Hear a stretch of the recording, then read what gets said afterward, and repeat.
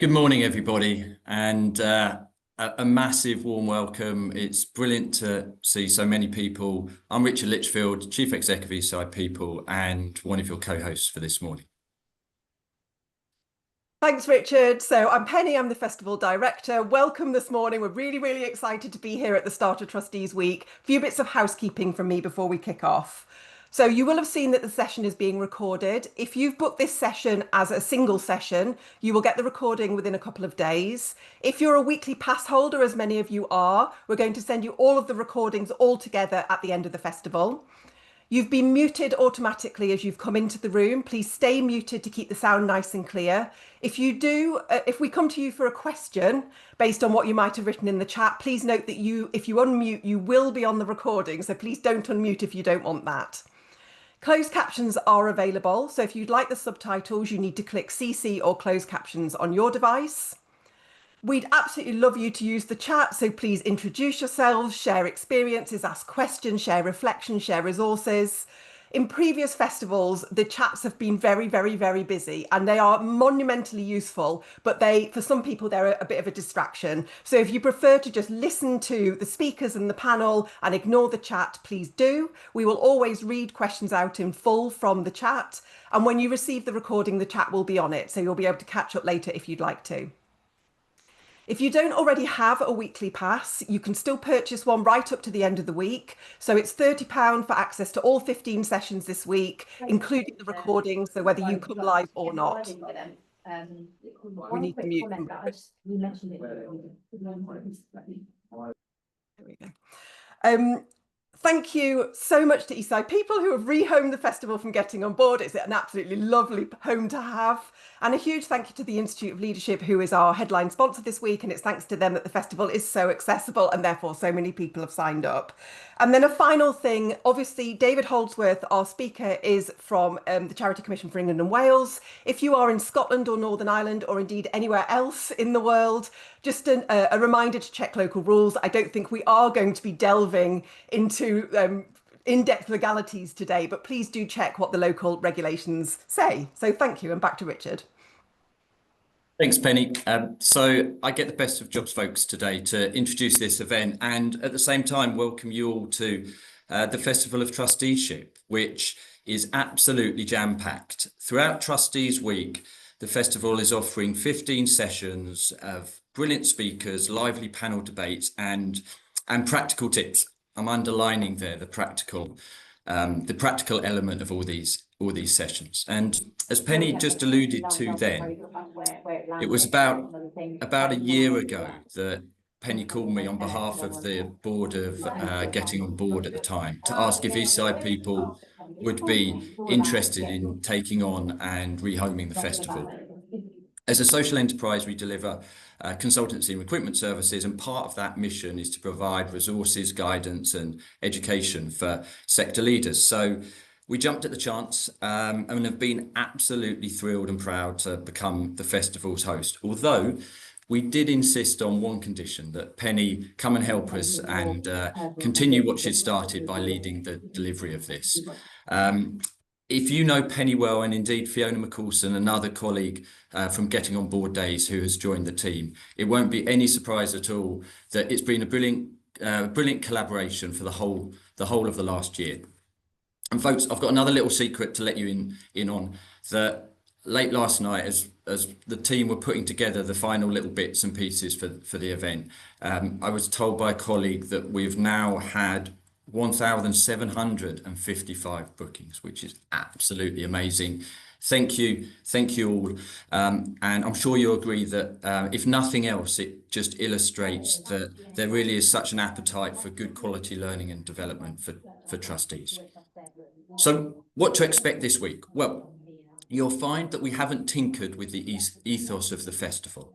It is, as it always has been, it's delivered and designed, it's designed and delivered, I should say, by people who are trustees, people who love trusteeship. There's content for everyone. It's practical, affordable, thought-provoking, and I can also promise some lighter moments and some irreverence along the way too. And in the future, well, Eastside people are unashamedly restless in wanting to work with you all, work with our sector partners who also care passionately about trusteeship, our members, to make this uh, the the annual gathering for trustees. And the ambition is really simple: to keep building the community and to make sure that the doors are flung wide open to as many people within this quiet army that I'm told of 1 million trustees across the country are able to come and join in and get involved in the festival. So that's all I'm going to say, folks, as to set the scene. Thank you again for your involvement, and I wish you the best of weeks. And now it gives me great pleasure to move on to the reason why we're all here, and to be able to introduce David Holdsworth, Chief Exec of the Charity Commission, who is our keynote speaker. And David, you're going to dust off your crystal ball, I believe, and give us some thoughts about the future of trusteeship. So welcome and thank you. Over to you. Well, I'll do my best. Thanks, Richard. It's great to be here, and thanks, Penny. And I look forward to joining with panel members Henry and Aleema afterwards as well. But firstly, this is a moment in the calendar I particularly look forward to, a moment when we pause to celebrate something fundamental to the fabric of our society, when we shine a light on the nearly 1 million trusteeships that exist across the UK. And when we say simply and sincerely, thank you. Thank you to all those who serve as trustees of the 170,000 charities on our register. Thank you for your time, your expertise, your passion, and your dedication. Thank you for the countless hours spent in meetings, poring over budgets, wrestling with difficult decisions, supporting staff and volunteers. And thank you for the profound impact you make, often unseen, frequently underappreciated in some quarters, but not here, but absolutely essential to the life of our nation. The sector you govern boasts some impressive numbers. Turnover of 94 billion, assets of 340 billion, employing over 1.3 million people, making it larger than the agriculture sector, equating to 3% of the UK workforce. But these figures, vast as they are, don't tell the real story. The stories that matter are told among the 320 families living with dementia, who, thanks to Dementia UK's transitions of care model, moved from hospital to home without a single avoidable readmission. Each person treated with dignity, each transition handled with care. It's in the 907 broken and discarded bodyboards collected from Devon and Cornwall beaches by Keep Britain Tidy over one summer season alone. Coastlines restored, wildlife protected, communities renewed. It's also in the audacious ambition of Terence Higgins Trust to make the UK the first country in the world to end new cases of HIV by 2030. A goal that seemed impossible just years ago, now tantalizingly within reach. And it's in the paralysed woman who can now brush her young daughter's hair thanks to the groundbreaking medical trials funded by Spinal Research. It's in the osprey, once nearly extinct in Britain, now thriving with over 250 nesting pairs thanks to conservation efforts. And it's also in the 2 lives saved at sea on average every single day by RNLI volunteers. This is what trusteeship makes possible. These are the treasures and the hopes of trusteeship.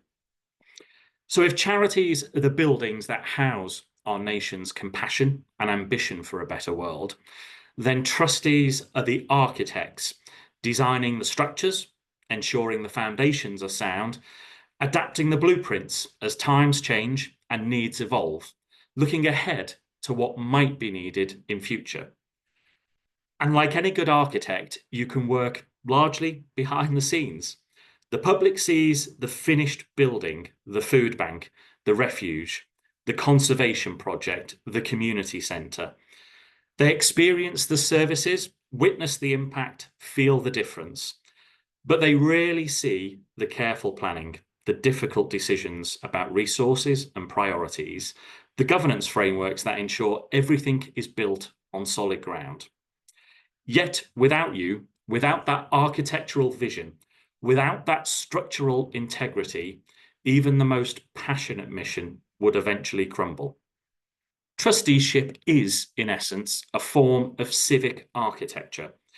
You are building the infrastructure of a compassionate society, one decision, one charity, one community at a time.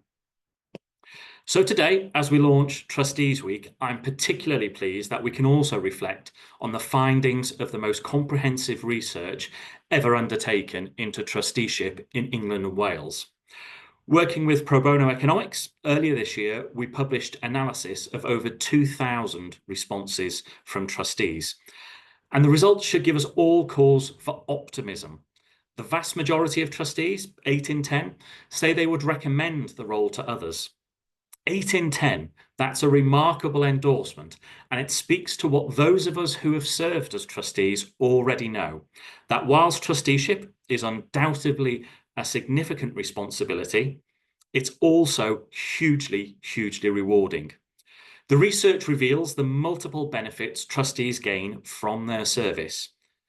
Nearly 2/3 say the role helps them feel more connected to their local community or to a movement that's important to them. A similar proportion value the opportunity to use existing skills in a new context.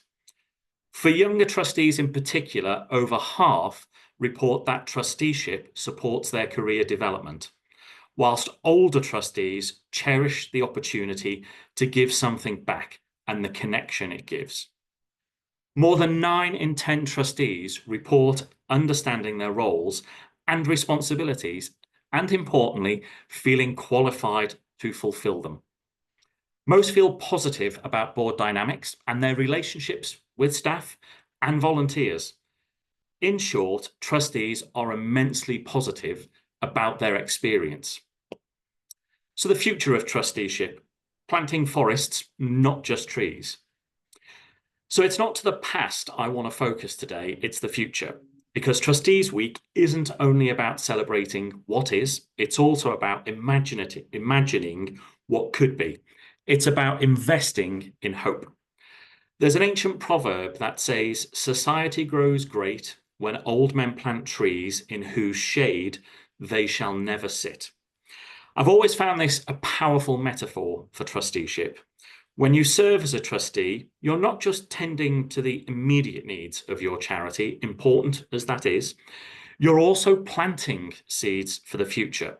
You're creating structures and cultures that will outlive your tenure. You're building capacity that will serve beneficiaries you may never meet. The research shows us areas where we must collectively cultivate trusteeship more intentionally. Whilst we're seeing welcome progress towards gender parity on boards, with 43% of trustees now female, compared to 36% in 2017, we know that certain groups remain underrepresented. Over half of all trustees are retired, with an average age of 65, and only 8% of trustees are aged 44 or under, with just 1% being 30 or younger. People from ethnic minority backgrounds make up 8% of trustees, compared to 17% of the general population. Though this difference appears significant, in part driven by the age profile of trustees, and encouragingly among trustees under 60, there are proportionally more Black trustees in that age group than in the general population. The research also suggests that some boards could benefit from a broader range of skills and expertise. A quarter of charities access legal expertise externally, whilst fewer than 25% report having significant anti-fraud, campaigning, or marketing skills at board level. So these findings point to a clear challenge. We need to continue widening the pool of trustees, bringing in more diverse perspectives, backgrounds, and skills. Not because our current trustees aren't doing extraordinary work, you demonstrably are, but because diverse forests are more resilient forests. They weather storms better. They adapt to changing conditions more effectively. They create richer habitats for all who depend on them. So how do we encourage more people to take on the role? How do we ensure that trusteeship reflects the full spectrum of our communities? Well, part of the answer lies in how we recruit. The research shows that 1 in 3 trustees was asked to join their board directly by the chair, whilst only 6%, that's right, 6% came through advertising. Whilst informal networking can be valuable, it may inadvertently weaken the ecosystem of our metaphorical forest. We need recruitment practices that are open, transparent, and actively seek out people with rich and diverse skills, experience, and perspectives. We also need to remove barriers. No one should feel they cannot afford to be a trustee.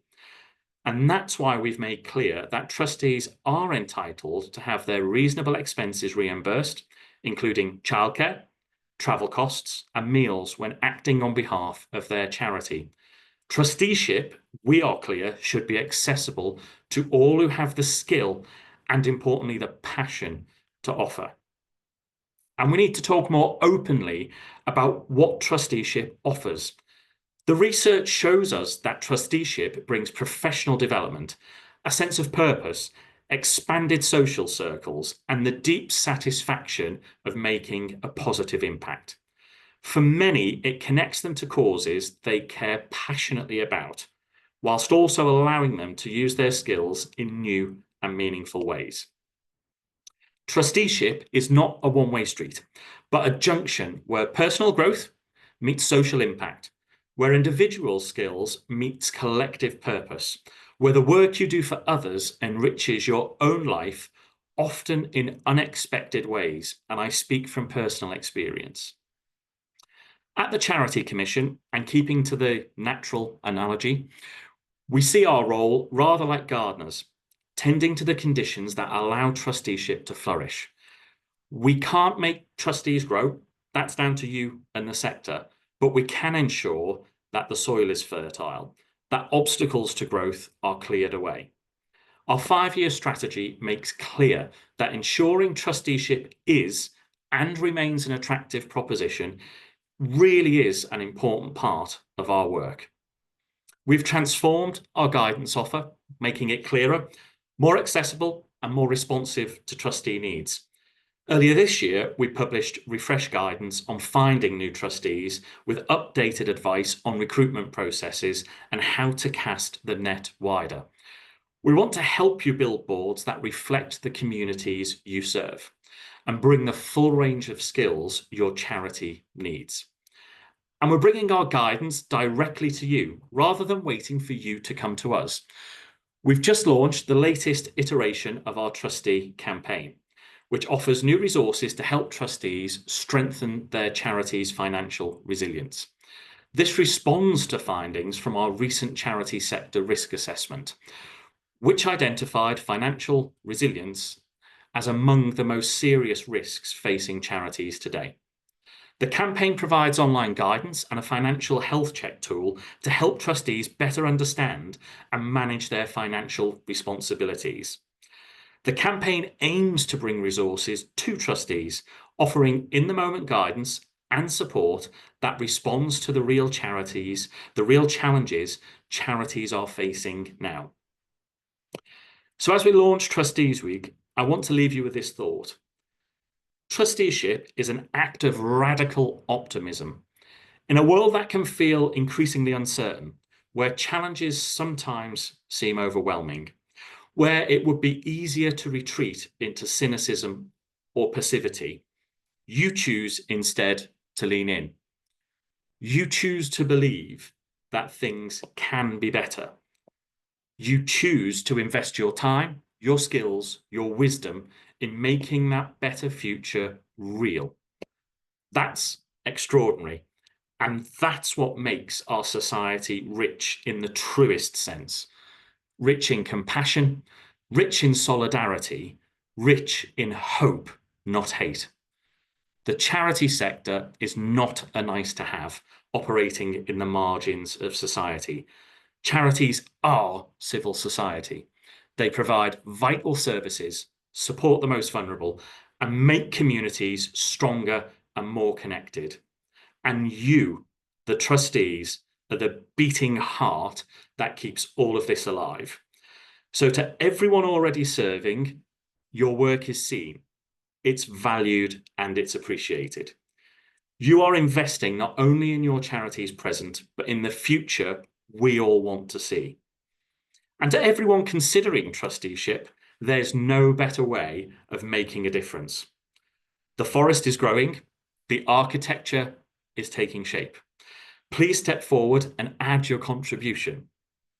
So from me, it's a very, very big thank you, and here's to a wonderful Trustees Week 2025 and to all of our amazing and wonderful trustees. Thank you. Thank you so much, David. That felt like such a brilliant place to start Trustees Week. We're going to move into a panel now about the future of trusteeship. So we're going to welcome Aleema, Liz, and Henry. There we are. Liz, Aleema, and Henry, I wonder if you could introduce yourselves as we move into the first question. So if you wrap your answer with a brief intro, please. And the first question is this. If you could redesign charities from scratch for the next generation, what would you keep, change, or remove? Liz, let's start with you. Thanks very much, Penny. And thank you, David, for setting the scene so beautifully there. I'm Liz Lowther. I'm the Chief Executive of the Association of Chairs, and we support chairs and trustees to make their boards more effective in order to lead more effective, impactful charities. This is a really interesting and big question. How would we redesign charities from scratch? I think a really important thing which David outlined was that sense of radical optimism, that sense of purpose and commitment to the mission. And that is absolutely one thing that I think should be kept. We don't want to lose that. But at the same time, I think we could redesign the governance and business models to perhaps be more fit for purpose for the future. So, for example, I think we can do a lot more to support the professionalization of trusteeships, a lot more to support training and development and make that an essential part of what boards are doing. We've talked already about the importance of more diversity on boards, and absolutely, I think in the future, boards need to be led much more by people with lived experience of the issues that the charity is trying to deal with. I think much more flexible governance models could be introduced, different ways of governing, advisory boards as well as formal trustee boards, more agile forms of working together with the executive, a more constant revisiting and updating of strategy in order to keep with the very fast changing times that we find ourselves in. And I think boards can find themselves perhaps collaborating more continuously, using digital tools at our fingertips, rather than the traditional model of meeting once every quarter and trying to do all the business in a room together. So I think I would like to see more interactive, more flexible, and more support for boards going forward. That was a bit of a mishmash, but I hope that's kicked us off with a few ideas. Thank you, Liz. Mishmash is good. We'll have our wish list right here, right now. Henry, let's come to you next. If you could introduce yourself first and tell us what you would keep, change, or remove about charities.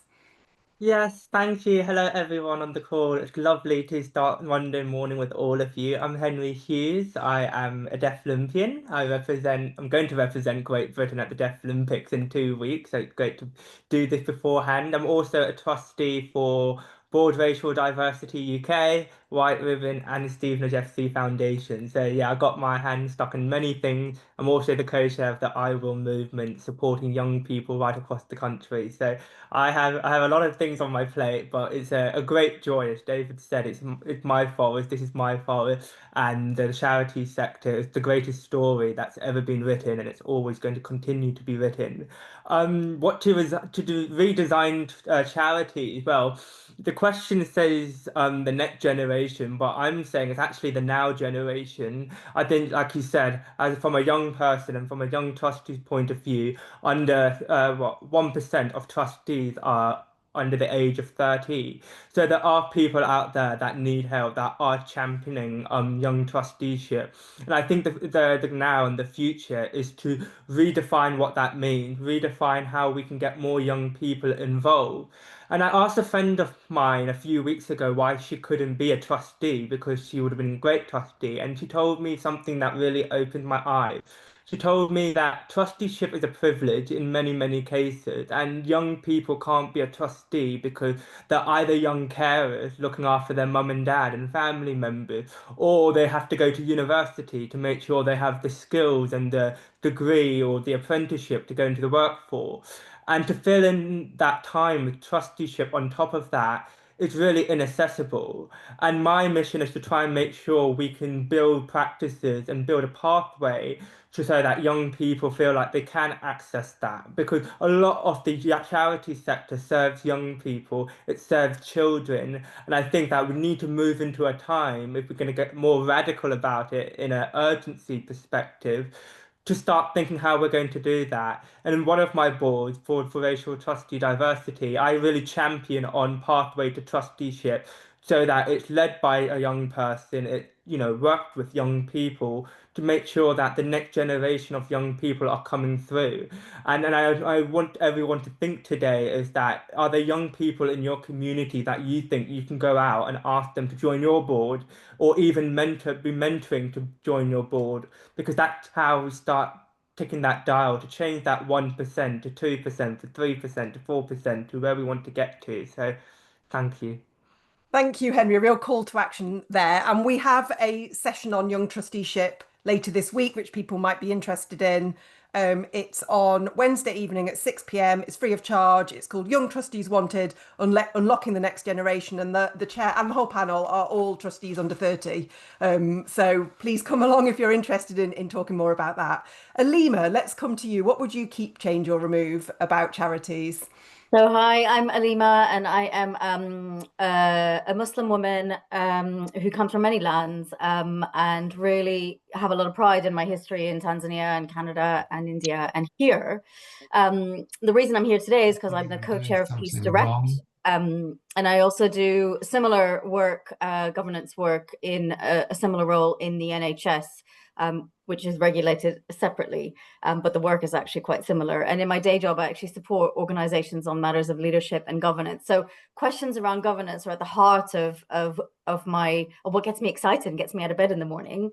I think in terms of redesigning this, and I think a lot of my words will resonate with what Henry and Liz have also shared. I think there's something about our ethos of being purpose-led and purposeful, of connecting with communities, in lots of different ways that we need to keep. And that includes on the fundraising side. I think there's a lot of pride that we should take in this country, that we live in a very generous country. People give. People with lower incomes actually give a disproportionate amount of their income towards charity. And I think that's all a part of our national pride and really all of us wanting to contribute to today's world and future generations and our planet. I think a couple of things I'd probably change is I think we need to really shift the perspective and building on the others is from diversity to voice. I think it's not enough to have young trustees or trustees of color or more women on a board. It only works if a board is set up in a way that enables people to actually have a voice and feel that they can contribute and not feel shut down by traditional power structure. So I think there's something we need to shift there. And then I'm going to be a bit controversial. I think we need to get rid of the word charity, because I think the word charity makes it feel like it's a cap in hand. It feels like there's an us and them. It makes us feel, and maybe this is because I'm not, English is only one of my languages. It gives a sense that we're giving to help others. And I think the best organizations are those that are constituted by the communities in which they work at every level, from team members to volunteers to trustees. Those are the people we know have the best solutions. All of us who've worked in the sector for a long time, we know that. So I think there's something about our language around charity which maybe needs to change. Maybe we need to think about purposeful or purpose-led organizations instead. Thank you. Thank you for the radical. And David, what about you? What would, and I know this is a tricky one for you to answer because you're representing the regulator, but what would you keep, change, or remove? So in terms of keep, what I would say is I often, what's great about the sector is it constantly looks at how it can evolve and how it can adapt. And one of the things I would encourage the sector to do is talk up that ability, because let's face it, you know, even after the disastrous financial crash in 2008, how many bankers did you hear walking around decrying the banking system and how they got it all wrong? And you didn't. And, you know, they brought the world to its knees. And yet in the charity sector, we do sometimes talk ourselves down by thinking it's not working. The sector has worked. It's made huge societal differences, both here and abroad. So when I look at the success of the sector, you know, the fact we have an education system now that is free to all was campaigned for by charities in the Victorian era. When you look at World War II and the campaigns by charities before World War II, the welfare state came into being because what charities campaigned for and did. So what I would say is charities in this country and across the globe do and have achieved amazing things. So what would I keep? I would keep the volunteer principle of trusteeship. I know that's controversial. I know there are different views in the sector, but as the regulator, what we do get to see from our research, and certainly me from my inbox, is how important that is to public trust and confidence. And when you think about what charities need to thrive, to deliver, to attract public contributions, to keep the tax breaks, it is public trust and confidence. It's really, really critical. So what I would say is I would keep that volunteer principle of trusteeship, but remembering, like we've done recently, that there are methods to make sure that trusteeship is open and that people don't lose out financially by taking those roles on through expense payments, through payments for costs, things like that, really important. In terms of what would I change, I would probably look at how do we change the visibility of trusteeship? How do we change the visibility of its impact of the opportunity? Because that's part of the conversation that I reflect on when I was last here in the regulator 6 years ago for 4 and a bit years. The bit I didn't feel we quite cracked was that real visibility of the true power of trusteeship to change things, and of the visibility of the impact and the opportunity of trusteeship. So that's definitely one of the things I would like to change. And then in terms of kind of being radical, well, as the regulator, you wouldn't expect me to be too radical, but there is something I do want to change in my time in the hot seat here, which is the voice of trustees into how we regulate. And so what I would say is, you know, hot off the press, keep your eyes and ears open. We'll be coming out to the sector soon with a new initiative about how the trustee voice can help shape regulation and how we regulate as a regulator. Great, that sounds really interesting. And I wonder if I can just throw a quick audience question back at you, David, because Andrew said, how do we recognise employers? So how do we get employer support for trusteeship where it might not currently be there? It's a great idea. One of the biggest things, and what charities and trustees do best, is connect. So it's the connection for employers that I would say. And often when I was in my trustee role in a organisation before I had to stand down coming here, one of the big things was connection and opening that door with employers, but also the conversations you had as trustees when you were speaking into government. Don't underestimate the power of your voice as trustees into government. It might often be more powerful than the civil servant's voice to ministers and to those in authority and power. So don't underestimate that. But the big thing for me is definitely connection. And also, you know, don't be shy in recognizing employers, those who support you, those that give you their time, their expertise. Shout about it. It will encourage others to get involved. Thank you. Let's move it into question 2. And can we go quick fire with this panel? Because I'm looking at the time and thinking I'd love to, but this is so interesting, but I really want to kind of milk you for all you're worth and get as much as possible out of you. So the next question is, what do you think is unlikely to change about trusteeship, which you might like to change? Henry, what's your quick thought on that? I think it would be quickly the rise of young trustees into a position where it's proportional. If you're going to tell me in the next 5 to 10 years that we're going to have more young trustees than today, I doubt that. And so that's my quick one thing that I want to change now. Thank you. Yeah. That's difficult, isn't it? Liz, what's your thing that you think isn't going to change that you would like to?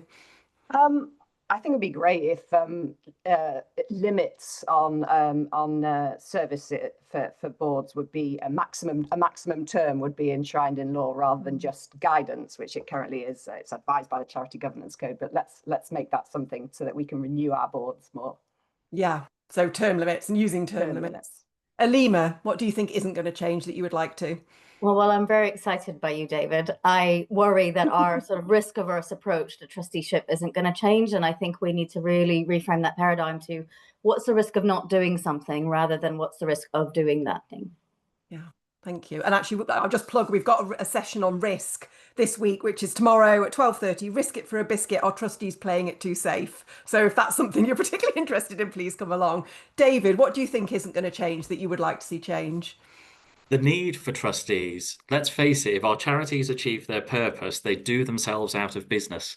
So I do think the need for trustees is not going to change, certainly in the near future. So my ask is, all of you trustees on here, shout about the work you do. I know it's not British.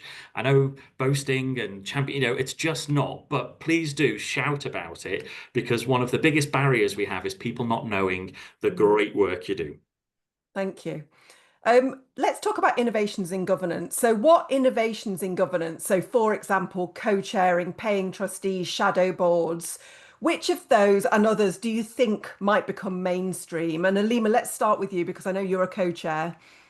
I am a co-chair, and this wasn't about sharing out the work. It was more about recognizing we need to break the power structure that can sometimes sit disproportionately at the level of the chair. So two of us challenging each other, and therefore being a better support to the team and the rest of the board. So I do think that concept of challenging the power structure in some charities where a disproportionate amount of power sits with trustees, there are co-chairing is one way of doing that. I think the other thing is kind of building on something I said at the beginning, is just around representation. I think there's some really innovative things that are happening, whether that's shadow boards. The charity that I am co-chairing, the organization that I'm co-chairing has a global advisory council of peace builders from around the world. There are organizations that are experimenting with having the voice of nature or having a river sitting on the board. So I think that we need to continue to grow this. And as I said at the beginning, it cannot be tokenistic. This has to be really also a fundamental rethink of how does a board operate? What are the topics we're discussing in a board meeting? How are board meetings run? If you're a nature charity, maybe you should have your board meeting outside, and maybe that will create a different sort of conversation. So I think there are things bubbling up, and how do we make them a bit more mainstream rather than sitting around a boardroom table with a set agenda that feels the same no matter what organization you're in, but actually engaging a bit more with the work of the community. And actually, it strikes me, how do we make things more mainstream? We have conversations like this, don't we? Like I can see that Eleanor in the chat has just said co-chairing hadn't occurred to her. And it's only by talking between charities that we start to hear how other people are doing things. What innovations do you think might become mainstream, Liz? So I completely agree with Aleema. I think co-chairing is here to stay. I think more collective leadership models on boards generally. I think it doesn't work for everyone, but I think for those who it does work for, it really helps improve the governance. I think the one thing that isn't going to become mainstream is paying trustees. David's already mentioned the fact that it's really important ethos of the sector, that trustees are trusted because they're there for the cause, not to be paid. And we recently did a consultation, and it was the single most divisive question that we asked was about, should we pay trustees or not? Some people think it would increase the diversity of boards. Others think it would just create a two-tier system, and a lot of charities would not be able to do that. So I think that would be a no from me. Let's come to Henry, because he might have a different perspective on this one. Yeah, there's so many different perspectives. On just quickly on paying trustees, I also agree. I don't think we should pay trustees, because as many young people say, why don't you get paid for your work? I say because I don't want to be paid for my work in the charity sector, because it's my goodwill, it's my good time. and I see so many other people's goodwill when I do my work. So that's something that I don't necessarily agree with on face value. But in terms of other things, I mean, co-sharing. When I got recruited on board racial trustee diversity, I found this concept of co-sharing. I never stopped screaming about it since to everyone because I think it's such a brilliant innovative way of not just sharing the responsibilities, but challenging those power dynamics, allowing other trustees to be a chair for once. You know, sometimes you have a more experienced chair paired up with an aspiring trustee like myself that might want to be a co-chair in the future or a chair in the future. So I think co-chair is the new cool thing on the block, and I think that's going to stay.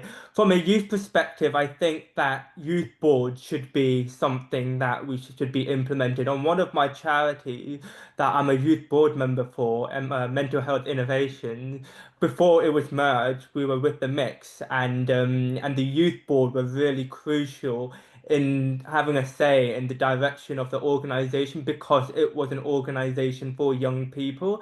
So I think youth boards is something that should be thought about more often, and also as a training ground for them to eventually become trustees on the main board.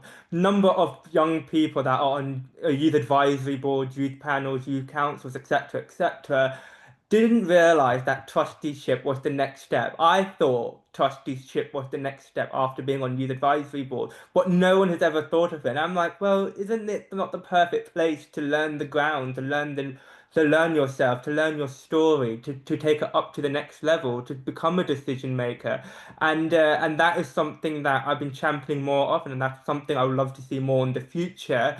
Is, you know, how do we set up the infrastructure for young people to eventually become trustees on the board? Thank you. We should definitely plug the Young Trustees movement at this moment, shouldn't we? And say if people are thinking about younger trustees, that is a brilliant place to go for support and guidance. David, what do you think might become mainstream? I'll keep it short, sharp, and simple because I agree with Aleema. What we are seeing is the sector's great at adapting. You know, it's great at finding its own solutions to some of the challenges it faces, and in some ways, it's actually better than the for-profit sector at looking at these solutions and impacts. I do like the fact that in terms of co-chairing, in terms of looking at youth involvement, the sector is really thinking about this, but it's also acting and it's moving. And to Aleema's point, I think one of the things I need to take away as the regulator is how do we enable this rather than block it or rather than discourage it? So there's something for me about how we do take that away. But I also do think youth involvement will increase because I do think we are seeing a change in the dynamics and a recognition. You know, I remember the first young member we had on our board who came from a local university right at the start of their degree. The technology and digital skills they brought actually blew the rest of us out of the water. And it was a two-way street. While we could help that particular person develop their leadership skills, develop their risk analysis skills, you know, to say that they taught us all a lot about digital and technology was an understatement. So there was a real quid pro quo there on the impact of that young person on the board. And I do think that's going to keep growing, and I look forward to seeing it growing. I hope you're right, because of course the PBE survey that you referenced in your speech showed that the age of trustees is going up, not down. So we're not on the right trajectory here, are we? And it was interesting to hear Henry say that he was concerned that that wouldn't happen, you know, that it won't happen at the pace that we seem to all want.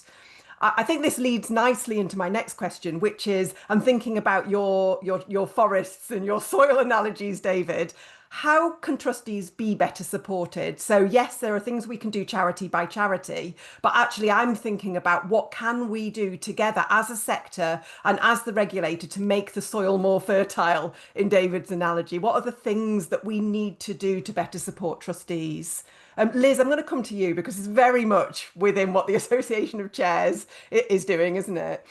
Absolutely, yeah. Thank you, Penny. I mean, yeah, obviously the Association of Chairs is here exactly to do that, to support chairs and trustees to be able to carry out their role more effectively. So we provide a whole range of ways to support boards, training, peer support, mentoring, access to professional guidance, access to resources. We recently did a consultation looking at what our constituents want to do to improve boards. Over 600 people responded, and the second most popular suggestion was we need to help boards create more of a learning culture. So let's find a way that training, induction, learning just becomes much more what boards do. Yeah, have a look at what the AOC can offer you. There's a lot out there, and not just us, of course. There are lots of other associations and organisations supporting chairs and trustees with free and low-cost training. Thank you. What do you think, David? And I was thinking about something you mentioned earlier, made me think about how poorly trustees are connected. You know, how many spaces do we have like this, a room full of trustees from lots of different organisations? They are really few and far between. So what would you do to better support trustees beyond what the Commission does? I think it's a really good point. And I think Liz and others in the sector are doing a great job at rethinking that support to trustees. I think as regulator, it's important we do look at our guidance. I always remember my first stint here when someone showed me the guidance for changing a charity's name, and at 112 pages, it blew my mind. So there and then it told me we needed to approach things differently as a regulator. To expect a volunteer trustee to read 112 pages simply to change a charity's name was not the right regulatory approach. So I think we've got to adapt as a regulator in this space and make sure we right size it. But there's something as well about how do we send the message collectively that investing in trustee training, that investing in the time, investing in the tools needed, investing in the costs associated with trustee training is absolutely a valid and vital thing for funders and others to do. And I think we've got a role in that as the regulator. So there's definitely, something about making the case that this investment is a good investment and necessary investment to have, and should become really day-to-day part of the norm for every single charity, regardless of size, across the nation.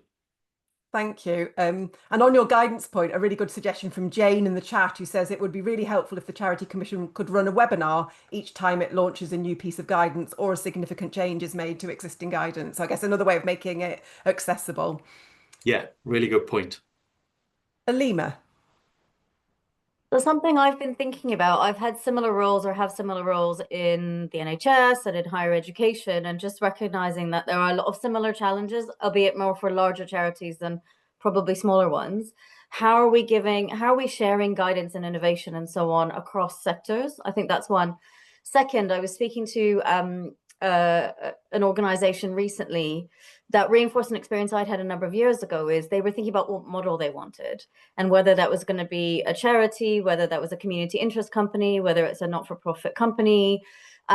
Each of those are regulated differently, which also makes it for very small organizations or people that are just starting out very, very difficult to navigate that landscape of what's the right model for me. So I think even upstream of an organization being set up in whatever model it gets set up in, is how are we helping people that want to set up something or want to evolve their governance structure to understand the opportunities and possibly the risks or challenges of the different models, and how can that cut across the different regulatory bodies beyond the Charity Commission. Really interesting. And the first thing you were talking about made me think of access to training and development by different sorts of board members. So you talk about how different sectors do it. And it really strikes me that, for example, school governors, there's much more of an expectation that they're going to access development than there is generally for charity trustees. Why do you think that is, Aleema? And what might we be able to learn? That's a really good question. So I haven't worked in the sort of school system, but certainly in higher education, I think there's maybe there's a little bit more of an upfront kind of expectation of how much time is expected, and that part of that is your development. And I've certainly seen that in some organizations where it's a little bit more clear. I think one of the challenges you have with voluntary roles is how much time do you commit, and how much time can you commit? Can you afford to commit that learning and development time? And therefore people there's a risk that people then don't recognize how important that learning and development is, particularly if it's on things like anti-racism, disability inclusion. How are we actually learning about the things that matter in the world, that matter to our society, the oppressions that exist in our society? If we don't invest that time, we're not going to be good trustees for the organizations we're stewarding. So I think it's a really, really tricky one with the volunteering model. But it needs to be upfront, I think, when we're looking at recruitment. Setting expectations. And Shell in the chat makes a really good point. It's easy to say that we should all be accessing training as trustees, but small charities don't have the budget. And Henry, I know I haven't asked you the main question yet, but would any of you like to answer that one about how smaller organizations might access trustee training? Liz, I'm kind of looking at you. Any thoughts? I jump in there. Yeah, I mean, there is a lot of free trustee training out there. You can look at association chairs. You'd need to be a member for most of our training, but there's also NCVO. Someone's just put that in the chat. ICAEW provides a lot of really useful training. So absolutely worth looking at what's out there. Thank you. So Henry, sorry, we kind of meandered into various exciting territories there, but what are your thoughts on how trustees can be better supported? Yes, no, you go into a forest, you get a bit lost and you get back on track. That's the beauty of going into a forest. So no, I mean, trustees, especially young trustees, in my case, I think going back also to the last question, how the role of the Charity Commission plays in the future, I think it needs to be more friendlier for young people. I think young people see the Charity Commission as the regulator and they don't know how to interact with it, because I went on the website and I'm like, if I was an aspiring young trustee, I'll be walking away from it. So I think the Charity Commission needs to, get a group of young trustees together. I'm happy to also be part of that too, and actually understand how to model trusteeship and explain trusteeship to the now generation, the future generation, because like I said, if we're going to get that number up, then we need to get those young people in the room so that they can explain, because the experience of a young trustee is very, very different to an experience of an adult trustee, because you are still developing as a person yourself. So you're finding the world in that aspect. So I think that's how the Charity Commission can support young trustees, but also trustees on board that can support young trustees. I think the Charity Commission might need to support trustees and co-chairs and chairs and leaders on those boards on how to have a young trustee, because it's a very daunting prospect from an adult trustee point of view, but also from a young trustee point of view. And not every young trustee goes into a board full with confidence with big ideas. Sometimes it does need time and nurturing to make sure that young trustee feels safe and secure to give those opinions and thoughts. So I think that's an answer to two questions, if that may. I think it's a really good point, isn't it? Younger people are the literal future of trusteeship. And if we exclude them from conversations about the future of trusteeship, then we've not just missed a trick. It's kind of foolish. Thank you. We've kind of weaved through various ideas about how to get a wider group of people into trusteeship, haven't we?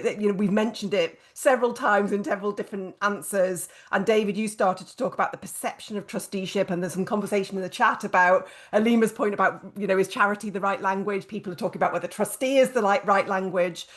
Can we have a quick fire round of things that we should be doing, either as individual organisations or as a sector collectively, to bring a wider group of people into trusteeship? If I could just have 1 to 3 quick ideas from all of you, that would be brilliant. And being as I've landed that on you, who might want to take that first? Henry, let's go with you. I know, I was about to go first anyway. You look ready. I think first of all, to bring a wider group of people into trusteeship is making it inclusive, explain it well, show them the future of where you want to go, because many boards you sign up for it, you don't really know what they're going to do. You just know what they do, but not what they're going to do, and then you end up being like, what did I get myself into? And also scream loud about diversity, about lived experience, and about young people on board, because like the conversation today, it's the future. We don't want to have a shortage of trustees in the future, and we need to mitigate that by ensuring we have high quality young trustees coming through. Thank you. David, let's come to you. What should we be doing to get a wider group of people into trusteeship? Connection and reach out, be targeted in what are you looking for? What are the types of skills? What's the type of experience you want? And then be really, really thought-provoking about how do you attract that and really think it through. And it's areas, I've tried in the civil service now. We've just, as part of Trustees Week, there's a webinar later this week across the civil service. Last week, in my first year here for Trustee Week, I hosted with a permanent secretary a similar blog to the civil service, reminding them of their 5 days volunteering that they're allowed to take for this. And we had 126,000 people click through on the link for trustee vacancies. So it shows you there's an appetite there. It's where's the audience? How do you reach the audience? And how do you build that connection and link?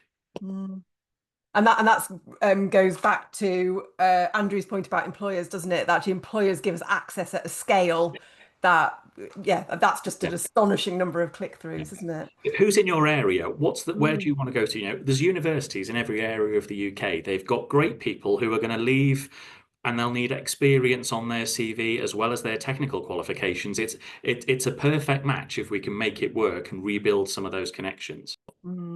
Yeah, thank you. Aleema. So starting with a personal build on that, I think the reason I've been able to be a trustee as much as I have is because every employer I've had has enabled me to do it. So I think there is an absolute interconnection there. And the more we can encourage employers and demonstrate what benefit they get when their team members are trustees, I think that's number one.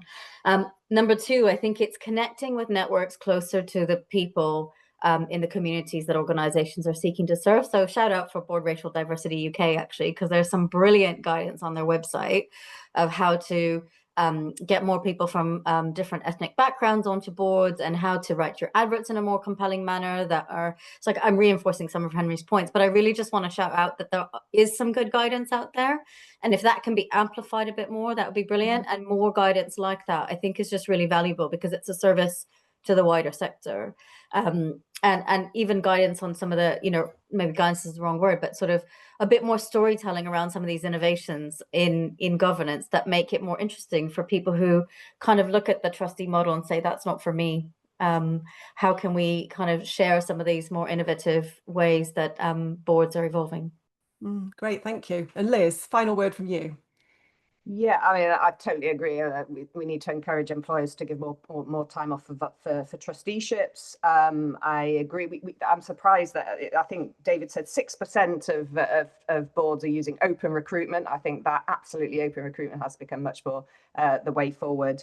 I'm going to share in the link in the chat a link to a guide that we did, bringing together a lot of people who've done a really great job at experiencing to diversifying their boards and bringing their lived experience to boards. And that is a free to download for anyone. So have a look at our guide. It starts on the top.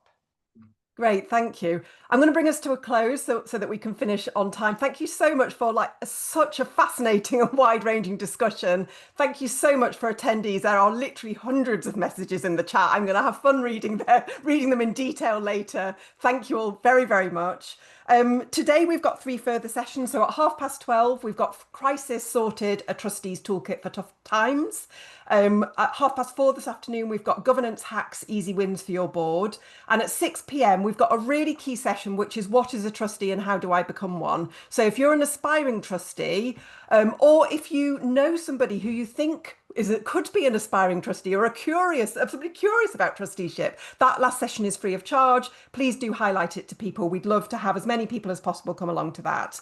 And then on Wednesday at 4:30, we've got 15 sessions this week, but I particularly wanted to highlight this one on Wednesday. It's Trusteeship Transformed, Bold Ideas from the Front Line. It's 10 people pitching innovative ideas about what they think we should change about trusteeship. And then we've got short pitches, and then we've got an audience vote on which we think are the most exciting and feasible. So I think that's going to be a fun session. When you log off this session, assuming your Zoom is up to date, you will get a single question asking you how you found this session. Please let us know. You will also be receiving an evaluation form. If you book this session by itself, that will come in your follow-up email. If you're a weekly pass holder, the evaluation form will come at the end of the week. If you are keener than mustard to tell us sooner what you think, you can also find it on the festival page on the Eastside People website. So thank you very much for coming, and hope to see you at further festival sessions this week.